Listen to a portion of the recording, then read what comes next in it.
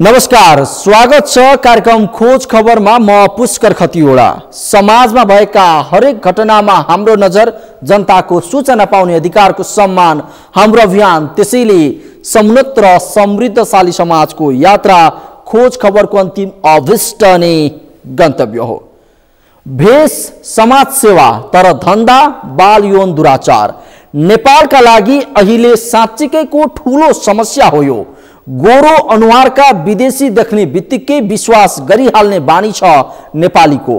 तर केही विदेशी त्यस्ता छन् जो समाजसेवी रूपी भेषमा नेपाल भित्रन्छन् अनि केही रुपैयाँ सहयोगको नाटक गर्छन् र त्यसको आडमा अपराध कर्ममा लिप्त छन्।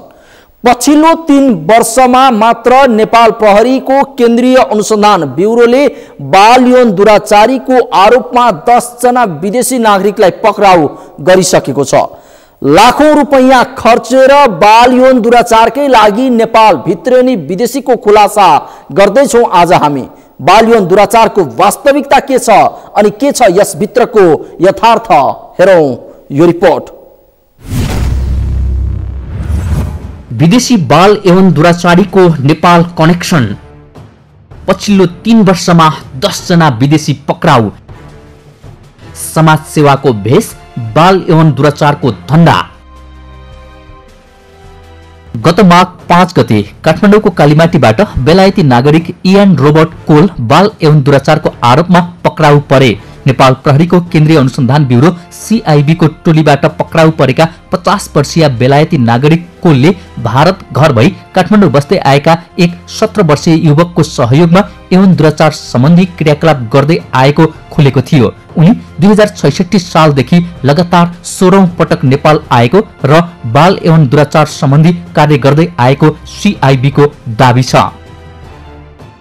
माघ 5 गते बिहान रवि भवनबाट यो मथुरी सदनको चौथो तला अपार्टमेन्टमा चाहिँ केही त्यस्ता गतिविधिहरू भइरहेको भन्ने कुरा जानकारी प्राप्त भइसकेपछि हाम्रो CIB को टोली पुग्यो त्यहाँ र पुगिसकेपछि अब यो यान रोबर्ट कोल लगायत अब 3 जना अन्य बालबालिका जुन उहाँकै उसमा बेडरुममा थिए, तिनीहरूलाई चाहिँ नियन्त्रणमा ल्याएर हामी आवश्यक अनुसन्धान प्रक्रिया सुरु गर्यौं र खास गरी चाहिँ अब अहिले उहाँको हकमा खास गरेर चाहिँ 3टा उजुरी परेछ, 3टा जाहेरी 3टा बालक चाहिँ पीडित भएको देखिएछ प्रारम्भिक अनुसन्धानको क्रममा। त्यही क्रममा उहाँले अहिले यो बाल यौन दुरुपयोग सम्बन्धी मुद्दामा चाहिँ अनुसन्धान प्रक्रिया अगाडि बढाइएछ। यो त अन्तर्राष्ट्रिय बाल एवं दुराचारी नेपालमा पक्राउ परेको पछिल्लो उदाहरण मात्रै हो। यसअघि पटक पटक नेपालका विभिन्न स्थानबाट बाल एवं दुराचारीहरू पक्राउ परिसकेका छन्। यस्तो छ पक्राउ श्रृङ्खला।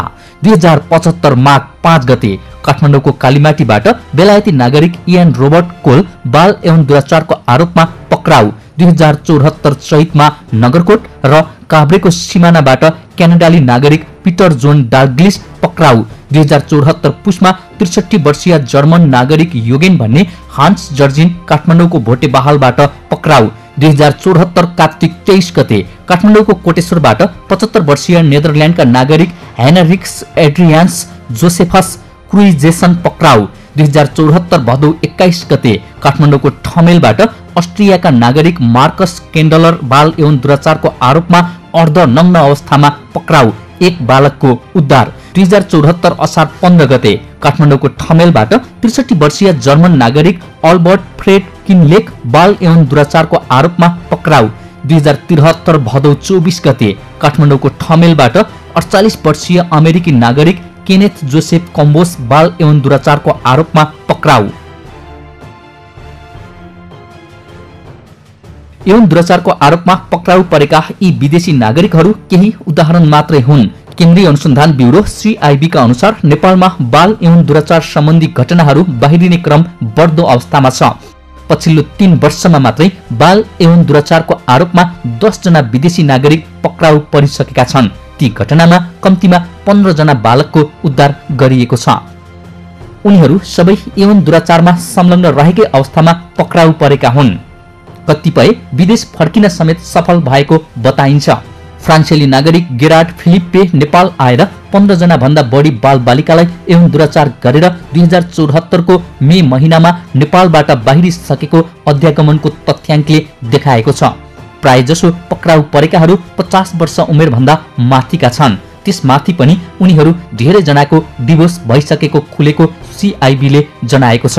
उनीहरू यौन दुराचार सम्बन्धी क्रियाकलाप गर्नकै लागि अन्तर्राष्ट्रिय रूपमै यौन दुराचारीहरू नेपाल आउने गरेको CIB ले जनाएको छ। अहिलेको एनालाइसिसहरू हेर्दाखेरि अरू कन्ट्रीहरूमा पनि यो समस्या होला। अब नेपाल पक्षमा के देखिएछ भनेपछि प्रायः जसो चाहिँ आर्थिक सहयोग गर्ने बहाना बनाउने, गरिब तबकाका मान्छेहरू विभिन्न बहानामा चाहिँ अब बनाउने र उनीसँग पारिवारिक सम्बन्ध कायम गरिसकेपछि ती परिवारका बालबच्चाहरूलाई काठमाडौँको कुनै सर्टेन ठाउँमा केही उद्देश्य देखाएर लिएर आउने, त्यसपछि दुरुपयोग गर्ने गरेको देखिन्छ। सबैजसो यौन दुराचारीले समाज सेवा गरे जस्तो गर्दै गरिब बालबालिकालाई प्रलोभनमा पारेर यौन दुराचार गर्दै आएका छन्। अधिकांश दुराचारीले पर्यटन भिसामा नेपाल आएर गरिब, कम शिक्षित र सडक बालबालिकालाई यौन दुराचार गर्ने गरेको प्रहरीको बुझाइ छ। विदेशी भन्ने बित्तिकै सजिलै विश्वास गर्ने हुनाले पनि यौन दुराचारीले नेपाली बालबालिका माथि निशाना बनाएको प्रहरीको दाबी छ। बाल यौन दुरुपयोगमा संलग्न या यौन दुराचारीहरू प्रायः आफ्नो कन्ट्रीहरूमा पनि इस्टाब्लिस भएकै मान्छे हुन्। त्यसरी चाहिँ कुनै पेसा व्यवसायमा लागेको तर चाहिँ प्रायः होमोसेक्सुअल भनौँ चाहिँ केटा मान्छे मात्रै मनपर्ने खाले त्यस्ता मान्छेहरू अलिकति बढी चाहिँ देखिन्छ। र अब आउँदाखेरि सुटबुट र तपाईँले चाहिँ ठुलो मान्छे भान पार्ने खाले ती अलिकति आर्थिक हैसियत पनि बलिया भएका तर चाहिँ मानसिक रूपमा रोगी भनौँ यो किसिमको गतिविधि गर्ने मान्छेले मानसिक रोगी चाहिँ भएको देखिन्छ। अनुसन्धानबाट काठमाडौँका सडक बालबालिका, उपत्यका आसपासका जिल्लाहरू धादिङ, नुवाकोट, सिन्धुपाल्चोक, काभ्रे लगायतका बालबालिकामाथि बढी यौन दुराचार हुने गरेको तथ्य फेला परेको छ। प्रहरीका अनुसार नेपालमा 2060 सालतिरबाटै अमेरिका, जर्मनी, फ्रान्स लगायतका नागरिकले बालबालिकालाई यौन दुराचार गर्ने गरेका घटना रेकर्डमा छन्। मुलुकी ऐनको महल 14 जबरजस्ती करनीको 9 बाल यौन दुराचार अपराधमा अधिकतम 15 वर्ष कैद सजाय तथा पीडितलाई मनासिब माफिकको क्षतिपूर्ति हुन सक्ने कानुनी व्यवस्था छ। विश्वका जुनसुकै देशका यौन दुराचारीको निशानामा नेपालका बालबालिका रहेको global study on sexual exploitation of children in travel and tourism नामक एक अध्ययन प्रतिवेदनले औल्याएको छ। यो प्रतिवेदनले अन्य एसियन देशका बालबालिका समेत असुरक्षित रहेको उल्लेख गरेको छ। नेपाल, कम्बोडिया, हाइटी, होन्डुरस, केन्या सहितका मुलुकमा बालबालिका यौन दुराचारीको निशानामा रहेको भन्दै यो अध्ययनले धार्मिक पर्यटक समेत यस्तो घृणित अपराधमा भइरहेको जनाएको छ। खोज खबरका लागि क्यामेरामा रूपेश यादवका साथ पुष्कर खतिवडा र गजेन्द्र बस्नेत, काठमाडौँ। प्रहरीको अहिलेसम्मको तथ्याङ्क हेर्ने हो भने विदेशी बाल यौन दुराचारीको निशानामा नेपालका गरिब बालबालिका पर्ने गरेका छन्। प्रहरीका अनुसार विदेशी बाल यौन दुराचारीको पन्जाबाट उद्धार गरिएका बालबालिकाहरू सामान्य परिवार, दुर्गम गाउँका सडक बालबालिका र होटेलमा काम गरिरहेका बालबालिकाहरू हुने गरेका छन्। बाल यौन दुराचार जस्तो गम्भीर अपराध सम्बन्धी विषयमा नियमनकारी निकायको ध्यान पुग्नै पर्छ। कार्यक्रममा एकैछिन ब्रेकपछि नारामा सीमित बनेको प्लास्टिक मुक्त क्षेत्र राजधानी सम्बन्धी थप प्रसङ्ग उजागर गर्नेछौँ। हेर्दै गर्नुहोला।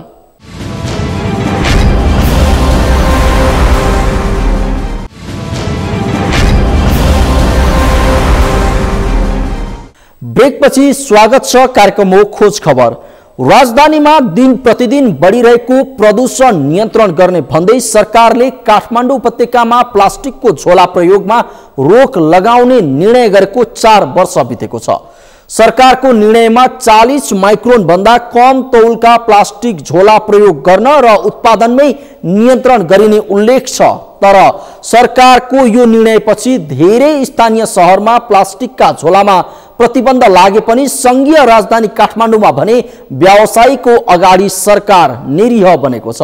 अझै पनि राजधानीमा निर्बाध रूपमा प्लास्टिकका झोला प्रयोग भइरहेका छन्। आखिर किन नियन्त्रण भएन त प्लास्टिकका झोला, अनि के छ यसको वास्तविकता? हेरौं यो रिपोर्ट।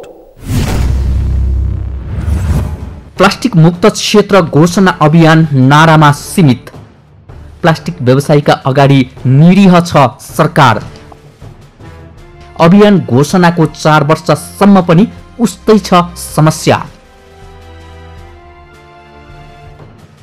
राजधानीलाई प्लास्टिक मुक्त क्षेत्र बनाउने सरकारको अभियान, तर यो अभियान केवल नारामा मात्रै सीमित बनेको छ। राजधानीलाई प्लास्टिक मुक्त अभियान घोषणा गरेको 4 वर्ष बितिसक्दा समेत प्लास्टिक झोलाको प्रयोगमा कमी आएको छैन। सरकारले विक्रमसम्म 2072 वैशाख 1 गतेदेखि लागू हुने गरी भन्दै काठमाडौँ उपत्यकालाई प्लास्टिक मुक्त क्षेत्र घोषणा गरेको थियो। यति मात्रै होइन, सोही मितिदेखि उपत्यकामा प्लास्टिकको झोला ओसार पसार तथा बिक्री वितरण गरेमा जरिवाना गरिने चेतावनी समेत सरकारले जारी गरेको थियो। सरकारको यो निर्णय लगत्तै नियमनकारी निकायले प्लास्टिक झोला उत्पादन गर्ने केही उद्योग र बिक्री गर्ने पसलमा छापा समेत मारेको थियो। तर त्यसपछि निर्णय कार्यान्वयनमा राज्य प्रतिबद्ध नदेखिँदा अझै पनि प्रतिबन्धित भनिएका कम गुणस्तरका प्लास्टिकका झोला निर्बाध रूपमा प्रयोग भइरहेका छन्। यो बीचमा तत्कालीन विज्ञान प्रविधि तथा वातावरण मन्त्रालयले यसको प्रयोगबाट हुने मानवीय तथा वातावरणीय क्षति सम्बन्धी विस्तृत अध्ययन प्रतिवेदन समेत सार्वजनिक गरेर सरकारलाई यस्तो निर्णयका निम्ति सहजीकरण गरेको थियो। त्यस लगत्तै सरकारले पूर्ण रूपमा प्लास्टिक झोला प्रतिबन्ध गर्ने निर्णय गरेको थियो। हाम्रो मन्त्रालयले उद्योग धन्दाहरूलाई अर्कोतिर स्विच गर्दा कति अनुदान दिने के गर्ने भन्ने हाम्रो यसमा कार्यसूत्रमा पर्दैन। अब उहाँहरू नेपाल सरकारलाई भने हो भने त्यो ठिकै छ, उहाँका सुनवाई चाहिँ अब जुन निकायले अनुदान दिन सक्छ अब त्यो खालको खास गरिकन उद्योग वाणिज्य तथा आपूर्ति मन्त्रालयसँग सम्बन्धित विषय हुन्छन् उद्योगहरू भनेका। अब त्यताबाट उहाँहरूलाई उपयुक्त क्षतिपूर्ति अथवा गर्न सकिने छ भने मलाई त्यो कुरो थाहा छैन, छ भने त्यो गर्दा राम्रो, त्यो चाहिँ त्यसले सहयोगै पुग्छ। तर अब यो चाहिँ कम्पेन्सेसन देऊ, होइन भने हामी निर्वाध रूपमा प्लास्टिक झोला उत्पादन गरिराख्छौँ भन्ने कुरा त अब यो त फेरि त्यति जिम्मेवार प्रश्न चाहिँ होइन। यता प्लास्टिक उत्पादकहरू भने सुरुबाटै प्लास्टिकका उत्पादनलाई समस्याका रूपमा नलिन र यसको गुणस्तर तथा व्यवस्थापनमा ध्यान दिन दबाब दिइरहेका छन्। तपाईँ हामीले प्रयोग गरेका प्रत्येक चाहे लुगाहरू होस्, लत्ता कपडामा होस् अथवा खाद्यान्नमा प्रयोग हुने चाहिँ प्याकिङ मेटेरियलहरू होस्, होइन, बच्चाहरू प्रयोग गर्ने चाहिँ चौचौहरू हेर्नुहोस्, होइन, अथवा जुनसुकै सामग्रीमा पनि त्यो प्लास्टिक कुनै न कुनै रूपले प्लास्टिक चाहिँ समाउनु भएको। हामीले प्रयोग गर्ने मोबाइलदेखि लिएर टेलिभिजनहरूदेखि लिएर गाडीहरूदेखि लिएर सबै प्लास्टिकमा गएको छ। ती सबै प्लास्टिक चाहिँ खराब हुन्छ, तर त्यो होइन। यसो प्रयोगमा चाहिँ जुन व्यवस्थापन गर्न सकिएन, प्रयोग गरेपछि त्यो फ्यालियो, जहाँ मन लाग्यो त्यो फ्यालियो, त्यो फ्याल्ने हाम्रो हेबिटले गर्दाखेरि यसो समस्या आएको हो। व्यवसायीका अनुसार नेपाली बजारमा प्रयोग भइरहेका 30 माइक्रोन भन्दा कम तौलका प्लास्टिक झोला भारत तथा चीनबाट भित्रिएका हुन्। यसको नियन्त्रणका लागि भन्सार नाकामा कडाई गर्नुपर्ने व्यवसायीको सुझाव छ, किनकि प्लास्टिकको झोला उत्पादन नै बन्द गर्दा यस क्षेत्रमा भएको करिब 5 अर्बको लगानी जोखिममा पर्छ। यता सरकार भने प्लास्टिक मुक्त अभियानमा कुनै सम्झौता नहुने र प्लास्टिक जन्य वस्तुको प्रयोगलाई निरुत्साहित गरिने अडानमा छ। प्लास्टिकका झोलाको विकल्प छ, कपडाको झोला प्रयोग गर्दा हुन्छ। यो हाम्रो आखिरी 30-40-20-25 वर्षभन्दा अगाडि त प्लास्टिकका झोलै थिएन तर पनि चलेकै थियो। अहिले हेर्दाखेरि के भने नाङ्लो हामीले परम्परागत रूपमा हामीले बाँसको नाङ्लो बनाउँछौँ, अहिले प्लास्टिकको नाङ्लो देखिराखिया छ। भनेपछि बाँस भएदेखि हाम्रो आफ्नै स्वदेशमा बन्थ्यो, रोजगारी पनि हुन्थ्यो, यी पैसा बाहिर जाँदैन थियो, प्रदूषणको कुरो मात्रै होइन। त्यस कारणले सकेसम्म चाहिँ प्लास्टिकका सामग्रीहरू प्रयोग नगर्नु राम्रो हुन्छ भन्ने लाग्छ।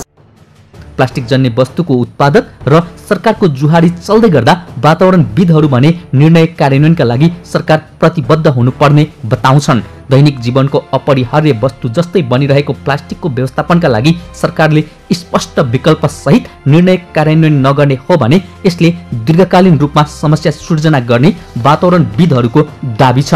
त्यसैले वैकल्पिक व्यवस्थाका साथ 4 वर्ष अघि सुरु गरेको अभियानलाई तत्काल कार्यान्वयनमा ल्याउनु आवश्यक देखिन्छ। खोज खबरका लागि क्यामेरामा उत्सव वाग्लेका साथ कुलचन्द्र विष्टको रिपोर्ट। हो, सरकारले 2072 वैशाख 1 गतेदेखि लागू हुने गरी भन्दै काठमाडौँ उपत्यकालाई प्लास्टिक मुक्त क्षेत्र घोषणा गरेको थियो। यति मात्र होइन, सोही मितिदेखि उपत्यकामा प्लास्टिकको झोला ओसार पसार तथा बिक्री वितरण गरेमा जरिमाना गरिने चेतावनी समेत सरकारले जारी गरेको थियो। तर त्यसपछि निर्णय कार्यान्वयनमा राज्य प्रतिबद्ध नदेखिँदा अझै पनि प्रतिबन्धित भनिएका कम गुणस्तरका प्लास्टिकका झोला निर्वाध प्रयोग भइरहेका छन्। हवस् त आजका लागि कार्यक्रम खोज खबर यति नै। कार्यक्रम खोज खबरका विषयमा कुनै प्रतिक्रिया छन् भने हामीलाई खोजखबर@sagarmatha.tv मा इमेल गर्न सक्नुहुन्छ अथवा फोन नम्बर 0157076074 मा फोन पनि गर्न सक्नुहुन्छ। लुकेका र लुकाएका खबर निरन्तर जारी छ। नेपालको पहिलो न्युज च्यानल सगरमाथा टेलिभिजन हेर्दै गर्नुहोला। नमस्कार।